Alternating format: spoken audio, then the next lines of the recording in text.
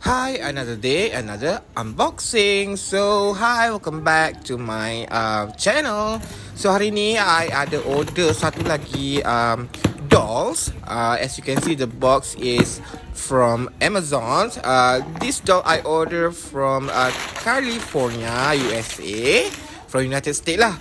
Jadi Mattel ni saja je kan habiskan duit I. So tahun ni, earlier this year, Mattel the company dia keluarkan satu lagi dolls can from Barbie the movie, but this time dia punya mold ataupun dia punya face tu sebiji ataupun accurate lah dengan dia punya actor yang sebenar, Ryan tu kan. So this is the doll. Kalau you all tengok version sekali ni, dia punya mold, face mold dia sebiji macam actor yang sebenar. I ada comparison sekejap lagi between last year punya dolls dengan this year punya doll.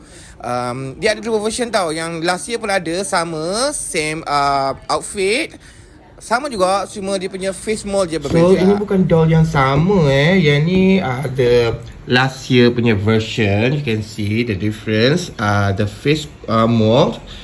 Ini tak nampak sangat macam Ryan tau. Okay, this is the last year punya version, and this is this year punya version.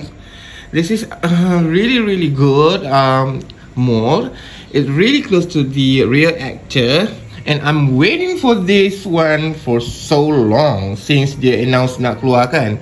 So I letak sini, you can see the differences between these two. Tengok dia tak sama pakaian dia sama je. Dia punya outfit is the same. Okay, dia punya accessory, dia punya board ni, waterboard ni sama je, but the face mold is different. This is really close to Ryan, and this is just a regular can doll. Alright, I've bought this from Amazon US. So kalau you nak beli, you boleh tengok lah dekat Amazon kat US. Saya rasa Singapore punya Amazon tak masuk lagi. I beli ni dekat US. So this is my latest can from the Barbie the movie. Alright, bye.